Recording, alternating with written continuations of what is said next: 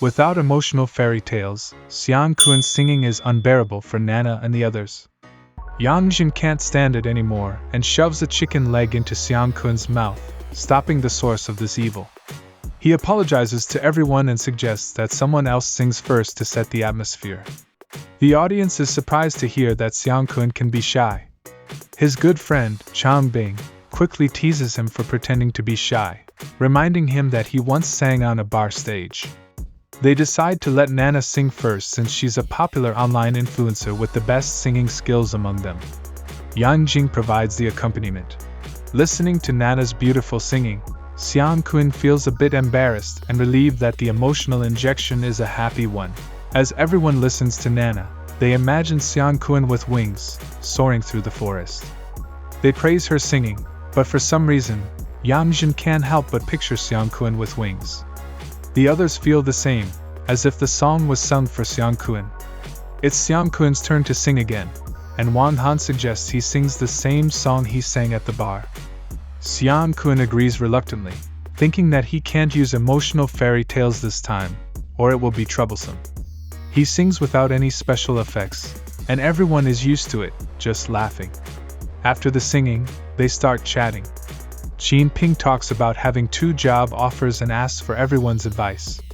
The companies are Xinxing Technology and another that makes rehabilitation exoskeletons. The former offers better compensation, but the latter aligns more with her previous work. Nana is curious about Xinxing Technology, which seems like a mysterious company. Chang Bing thinks it's a serious R&D company, while Wang Han thinks it's a strong company with better compensation. At this point, Xiang Kun suddenly asks about the background of Xinxing Technology's boss, as they seem quite mysterious. He's curious about it because he had been following Xinxing Technology, especially since the company was heavily involved in the Qin Mountain incident. Yang Jin shares that although Xinxing Technology's boss is very successful in business, his family life seems to be quite tragic. Rumor has it that his wife died from illness early on, and his only son became paralyzed. These stories have been circulating for a while. It's also said that Chairman Liu is very devoted to his late wife's memory and has never remarried. Xinxing Technology is continuously investing in high-tech fields, even those that don't seem profitable in the short term. It appears that Chairman Liu wants to use some technology to resurrect his wife. When cloning technology is mentioned, Chang Bin is the first to think of it, but he hasn't heard of Xinxing Technology investing much in biotechnology. However, Wang Han heard that Chairman Liu's son actually recovered a few years ago and can now walk on his own, and there are rumors to listen to. Yang Jin, eager to know more, immediately asks if any cutting-edge technology was used for the son's recovery. Shang Fu doesn't know the details, as he's only heard rumors, and he thinks the father and son duo are quite strange and low-key, almost overly secretive. Listening to the others' descriptions, Nana can't help but start speculating that maybe Liu Qing'an's wife's death and his son's paralysis were caused by someone else. But as soon as this idea is mentioned, best friend Yang Jin rolls her eyes at her. Have you been watching too many TV dramas? Xiang Kun doesn't say anything, but he also thinks the mysterious father and son are too suspicious, feeling that there's a significant possibility one of them is a vampire, or even both. However, it's getting late, and after eating and chatting, it's time for everyone to go their separate ways. Instead of going home, Xiang Kun heads to the rooftop after parting with the group. The mutant spider can clearly fly, or at least glide and control its flight. Its body structure doesn't include wings or anything to help it exploit aerodynamics. Ever since returning, Xiang Kun has been considering how to acquire the ability to fly for himself. He's been envious of the power of flight for a long time but doesn't know how to obtain it. He wonders if he's overlooked some memories. He's researched flying spiders extensively, and concluded that their flight relies mostly on electric fields. Sometimes, people find large numbers of spiders suddenly appearing on the decks of ships at sea. Blown by the wind, these spiders can travel tens or even hundreds of miles from one location to another. Some smaller spiders climb to high places, raise their abdomens, and shoot out silk, which the wind catches and lifts them into the air. However, when there's a thunderstorm at night, the mutant spider gains a stronger power source, indicating it has evolved a unique structure that allows it to recharge itself during storms. Xiang Kun doesn't know how the spider charges itself, how it controls its flight, or how this ability evolved. But the most important aspects of flying are sensing natural electric fields and accumulating enough charge to lift off. He first needs to create a pre-flight cognitive model in his mind. Xiang Kun glances at the sky. The weather forecast calls for light rain tonight. Although thunderstorms are rare in the city during this season, there can still be significant changes in the electric field. He thinks this is a good opportunity to break through with his cognitive template. However, he needs to find a better location, so he dashes to the outskirts of the city and collapses on the grass, panting. He had noticed the increasing humidity in the air before rushing into the mountains. So he thinks it is about to rain. Now Xiang Kun wants to use a new cognitive model to sense atmospheric electricity. He climbs a tree and stretches out his hand, attempting to establish a deep connection with the surrounding magnetic field through his consciousness, hoping to create a cognitive model of the charges around him. Although he doesn't find the pre-electric sensation, his perception of the electric field becomes clearer. It seems that the weather's thunder and lightning aren't enough today. Suddenly, a drop of water lands on his bald head, and the sky opens up with a steady drizzle. Xiang Kun looks at the dark clouds above and thinks he should try going to a higher point near low clouds for better results. Based on the mutant spider's flight and the memory fragments he acquired, Xiang Kun believes he can use the intense electric field changes during thunderstorms to charge himself and gain stronger flying abilities. If the mutant spider's flight is like a boat sailing on water, then the electric field during a thunderstorm is like deeper water. Xiang Kun is struck by lightning and successfully charges his body. However, his whole body catches on fire. Not regretting, he leaps off the mountain to fly and heads toward a lake below. Just as he's about to dive into the water, he suddenly feels a numb sensation, and whooshes a few times, flying straight to the shore. At this moment, a teddy dog spots him and seems to have a thing for his bald head. The dog belongs to Miss Yang. Xiang Kun instinctively greets her, and Miss Yang finally reacts, staring at his naked body, her cheeks blushing red, involuntarily bleeding from her nose, and fainting in an instant. Xiang Kun looks at Miss Yang, somewhat helpless, not knowing that she got another dog. Although he has to admit that this was too much of a coincidence, Xiang Kun can't just leave her there. Fortunately, he brought a spare set of clothes, so he doesn't have to go back naked. His original destination was the lake, but he didn't expect to fly so far after being struck by lightning and charging in midair, ending up outside the lake. Luckily, it was on the edge of the lake, and he didn't fall too hard. As a fireball wraps around him, he can briefly fly before immediately being pulled down by his weight. Clearly, it can't support his weight and can't sustain his flight.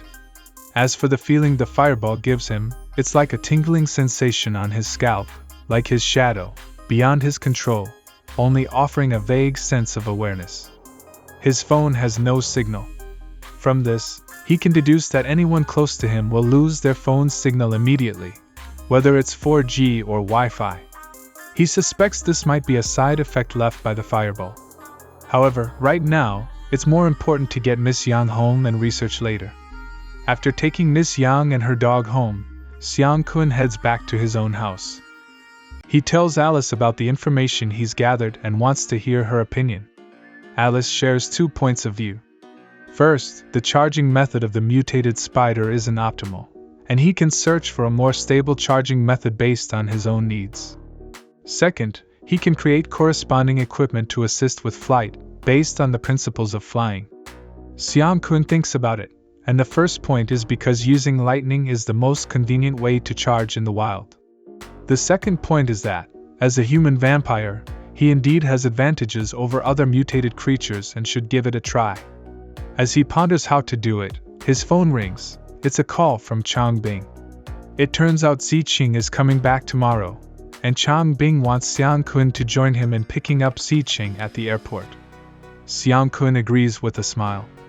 After hanging up, he looks at the calendar, realizing that Chang Bing and Wang Han's wedding date is set, and there's less than a month left. The 3 groomsmen are him, Ziqing and one of his high school classmates. Ziqing's visit this time is to get suits tailored for the wedding. The next day while running, Xiang Kun receives a message from Wu Meng, saying that he's on fire again, and asking him how the second part was filmed. Xiang Kun looks at the message, a bit bewildered, and starts checking out the video forwarded by Wu Meng. It turns out some viewers have demanded the food in the video. With Nana's help in promoting it, his video is back on trending. However, Xiang Kun is still confident in his rabbit dish recipes, believing that as long as the ingredients are correct, the taste is guaranteed with practice. Of course, Wu Meng can rely on those few dishes to make a big splash in a few days. It is still quite difficult to satisfy all customers unless he bribes them all. Meanwhile, in the uninhabited area of Qin Mountain, a dark-skinned man arrives at the place where Xiang Kun fought the mutated spider. He sets up a temporary tent in that area, puts up caution tape, and reports to Mr. Liang on the other side of the phone. Mr. Liang, we've arrived at the location where the wild boar carcass was found. We can now search within the range that you designated. On the other side, Mr. Liang in the Xinxing Technology building instructs Team Leaderly. Pay attention to any abnormal traces on the ground and trees during your search. Receiving the instruction, Team Leaderly hesitates for a moment and then asks, Do we have more information about the creature we're tracking? Mr. Liang replies, No, you only need to observe and collect. Even if you see something strange, you don't need to take any action. Your safety comes first. How will we know if what we see is a strange creature? Team Leaderly asks. Mr. Liang assures him, I'll let you know when you see it.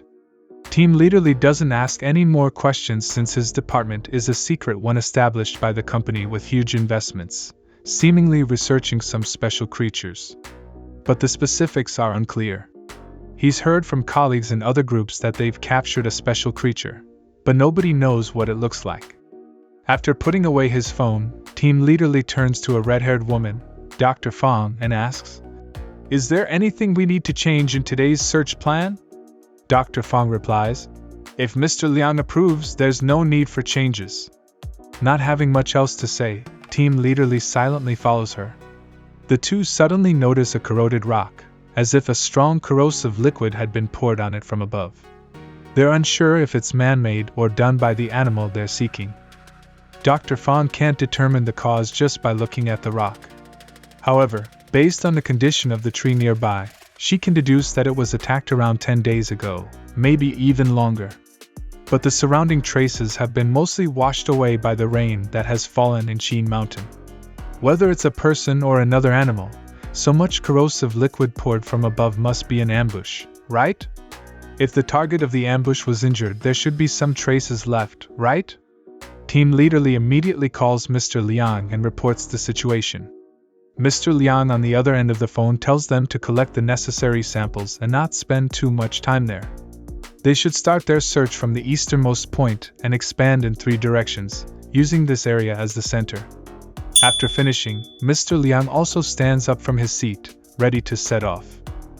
Team Leaderly falls into deep thought after receiving Mr. Liang's instructions. Since joining this special department of Xinxing Technology, he has even met the founder and chairman, Mr. Liu, but has only heard of Mr. Liang and never seen him in person. However, Chairman Liu has explained that the department is entirely under Mr. Liang's control, and everyone must follow his instructions, so he doesn't ask any further questions. At that moment, one of his subordinates reports that they've found a very unusual trace up ahead. Team Leaderly takes a look and indeed discovers a footprint not far away. Dr. Fong tells everyone not to move around, as there may be more footprints nearby. Team Leaderly immediately orders his team to stay put and be on guard, paying attention to the surroundings while he reports the latest findings to Mr. Liang. Mr. Liang instructs him to scan and record the footprint and check for other traces in the vicinity before continuing east. Team Leaderly follows the orders and has his team document the situation, but he feels a bit puzzled. Although the footprint appears to be that of an ordinary human, its presence in the uninhabited area of Qin Mountain raises questions. What kind of person would walk barefoot in these deep mountains and forests? Could it be a wild man? Then, his subordinates find a new discovery: a wooden carving resembling a rabbit. It doesn't look like it was carved with professional tools. Rather, it seems to have been chiseled out with sharp teeth, making the rabbit appear quite eerie. Team Leaderly suspects that it was carved by the wild man and might represent a life form they worship. He asks Dr. Fang if she's ever seen a rabbit like this before. Dr. Fang, too, has never seen such a rabbit, so he has no choice but to report this information to Mr. Liang first. Mr. Liang doesn't say much, only asking him to bring the wooden carving back. That night, in the hotel apartment, Team Leaderly tosses and turns in bed, dreaming of Dr. Fang wearing a bunny girl outfit and the eerie rabbit wooden carving. After Dr. Fang feeds the rabbit in his dream, he wakes up with a start and realizes it was all a dream. However, he finds it strange that the wooden carving would appear in his dream, which is quite eerie. On the other side, Xiang Kun is currently on the way to the airport with Zhang Bin when his phone rings. It's Sherlin's mother calling. Xiang Kun answers the phone and politely asks, "Hello, Ms. Lin?" Sherlin feels a bit shy and stutters at Xiang Kun's sudden change in addressing her. She's secretly pleased, thinking that he finally stopped calling her Sherlin. Feeling a bit embarrassed, she asks, "Good morning, Mr. Xiang, are you busy? Did I disturb you?" He replies, "Not at all, I'm just heading to the airport with a friend to pick someone up." She then says, "By the way, Mr. L. Xiang, the gift you sent for Xiaoling Dang arrived yesterday. She loves it, and we're very grateful.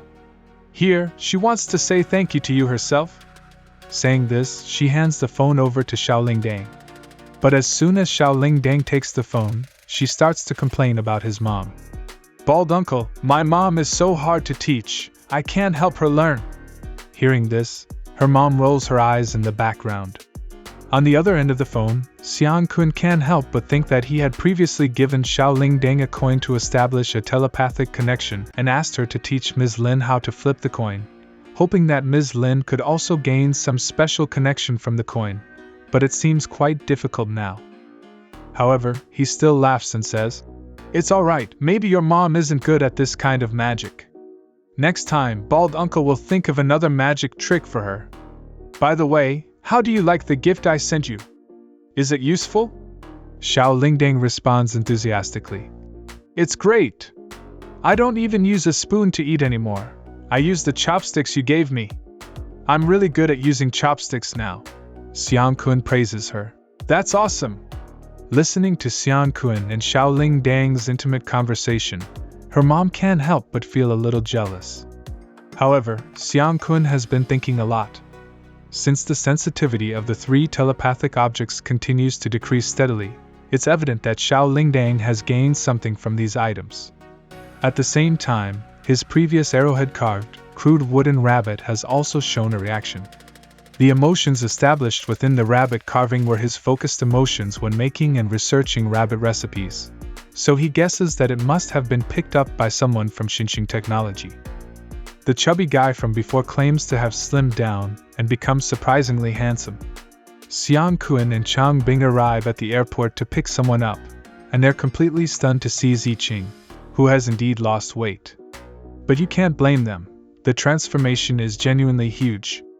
Chang Bing is curious about what Ziqing has been through during his absence to achieve such incredible weight loss results. Was he inspired by Xiang Kun's physique the last time they met? In contrast to Chang Bing's curiosity, Xiang Kun notices that Ziqing's body seems a bit overworked. His liver, kidneys, and stomach all seem to have some issues. Losing weight is probably not because of a diet. As Ziqing explains, he never intended to lose weight. It's just that his dad assigned him to a deserted supermarket project a few months ago, which he thought was related to his studies, so he was put in charge. Speaking of the project, Ziqing can't help but complain. The project is a disaster, something even big e-commerce companies couldn't handle, and naturally, it ended up failing in his hands. Although the losses weren't significant, he was almost exhausted during these months trying to clean up the mess. So, he plans to take a break and recover for a while. Learning the truth, Xiang Kun pats Ziqing's shoulder and advises him to have a thorough medical checkup. Overworking and the resulting physical damage could have a permanent effect on certain functions. Ziqing is startled by Xiang Kun's words, but Xiang Kun just laughs and continues. I've read about it online. Do you feel weak in the knees, lose hair frequently, or get out of breath after minimal exercise? Does your heart race? Hearing this, Changbing also laughs, thinking Xiang Kun sounds like he's selling fake medicine. However, Ziqing still believes that he should visit the hospital when he has time, as it's a matter of lifelong happiness.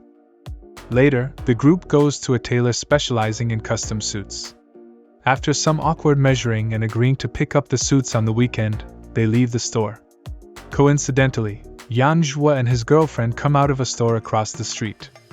Yanjua's girlfriend immediately spots Xiang Kun and points at him, shouting. Yanjua even calls him the bald god. Xiang Kun quickly recognizes that he's Yang Jie's younger brother and politely greets him. Yang Jie and Zhang Qian, who are happily discussing the suits, also come out. However, when Zhang Qian sees Xiang Kun, love fills her eyes, and she's smitten at first sight. After not seeing Xiang Kun for so long, Zhang Qian can't resist rushing over and throwing herself into his arms, shouting, Master, I've missed you so much! This scene genuinely shocks Changbing and the others who are nearby. They're on a busy street, after all. Xiang Kun awkwardly reminds Zhang Qian. Ms. Zhang, you know. Hearing Xiang Kun's words, Zhang Qian realizes she was too excited and forgot about the bystanders. She quickly pushes Xiang Kun away, composes herself, and resumes her cool, aloof demeanor. You perverted Baldy, where have you been lately? I couldn't reach you by phone. Were you planning to run away? Next time you mess with me, be ready to vanish without a trace in 7 days. Seeing how quickly Zhang Qian changes her face, the onlookers know there's definitely something going on between the two. Ziqing quietly tells Changbing. This is the tough girl I told you about, the one A Kun and I hit on at the bar. Hearing Ziqing's words, Changbing is surprised. He thought Ziqing was just bragging last time. Thinking about this, Changbing can't help but worry for Nana because there's clearly something fishy going on between Xiang Kun and Zhang Qian. So what will happen to Nana? Xiang Kun explains awkwardly. I was out of town before, remember? I told Director Lin and Xiao Ma about it. After explaining to Zhang Qian, Xiang Kun introduces her to Changbing and Ziqing. This is my client Zhang Qian. Last month, through Mr. Qian's connections, Xiang Kun got a job that turned out to be commissioned by her company. Zhang Qian smiles awkwardly and says, Hi everyone. I'm sorry for the earlier scene. Since it's getting late, how about I treat you all to dinner? However, Yanjua says he and his girlfriend aren't hungry yet and want to go shopping, so the others should eat first. The group then goes to a restaurant. While waiting for their food, they naturally chat. Yang Jie even brings up Xiang Kun's magic trick from last time, hoping he'll perform it again tonight. Changbing is also curious about Xiang Kun knowing magic. As for the mention of magic, Xiang Kun isn't surprised because he knows that both Zhang Qian and Yang Jie would bring up the paper trick again. He reiterates that he had said before it's not fortune-telling, just observation, reasoning, and a bit of luck. But Yang Jie doesn't believe his nonsense, saying that figuring out their sibling relationship and guessing what she wrote on the paper is not the same level of difficulty. Xiang Kun smiles, admitting the difficulty is different but the principles are the same. What principles? I'm sure you didn't see what she wrote. How could you deduce without seeing? And you even guessed it wasn't Arabic numerals, but Chinese characters. Do you remember your expression and reaction when I told you to write any number on the paper? What expression and reaction do I have? Yang Jie wonders. So, it wasn't that obvious, but you did have a unique reaction, especially after discussing with Ms. Zhang in a low voice and then looking back at Ziqing and me with a smug expression, as if you were sure we couldn't guess. That's when I was testing your personality and analyzing your habits.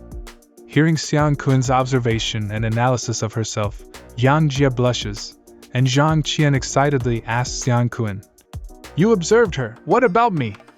Seeing Xiang Kun not responding for a long time, Zhang Qian angrily says, Am I not worthy of your study? From the beginning, your eyes were always on her. Seeing Zhang Qian's passionate response, the onlookers feel a bit awkward, while Xiang Kun helplessly says, "I've studied you too, Ms. Zhang." However, it's clear that Zhang Qian isn't satisfied with his answer. She continues to ask, "Even if you guessed that she wrote a Chinese numeral, how did you guess it was 6? Based on my judgment of her personality when I guessed which hand she hid the paper in, 1, 2, and 3 are too simple in terms of strokes and structure. 4, 5, 7, and 9 with their long strokes aren't suitable either, so the only suitable choice left is 6. Of course, there's still a big element of luck, but it seems my luck is pretty good." Zhang Qian clearly doesn't buy Xiang Kun's explanation. "Your explanation is so unconvincing, even your attempt to deceive us lacks sincerity. Do you think we are 3-year-olds? But Xiang Kun laughs. "Indeed, it's hard to understand just by listening to me. How about this? Words are not enough. Let's try it right here. Ms. Zhang, Yang, either of you can secretly tell someone nearby a number from 1 to 9, and then I'll guess." Hearing Xiang Kun's words, Zhang Qian and Yang Jie exchange a glance and understand each other. Then they start whispering. In the end, Zhang Qian decides on the number 9 and says to Xiang Kun, "Guess." Although Xiang Kun already knows the answer, he still says seriously, "Considering your personality, you wouldn't choose 6 like Yang. You're not the type to follow others, and compared to Yang, your personality is stronger. In your interactions with Yang, you act like an older sister, so the number you choose should be larger than Yang's. Choosing between 7, 8, and 9. Based on your phone number, if you chose it yourself, you seem to prefer the number 9. So, I guess it's 9. Hearing Xiang Kun's logical analysis, Chang Bing is also surprised. Did he really guess right? Zhang Qian, with a shy smile on her face, says, "Are you flirting with me?" Xiang Kun firmly says no, but Zhang Qian's face turns even redder. Although she was immediately denied, she doesn't know why, but he feels so thrilled and proposes to try again. Then she and Yang Jie go to a corner to whisper. After a series of various conversations, Zhang Qian, feeling a little guilty, says to Xiang Kun, "Alright, guess again. If you get it right this time, I'm yours. I mean, I'll believe you." Xiang Kun, still confident, says, "As I just mentioned, Ms. Zhang, you have a strong personality, so you would care about what I just said.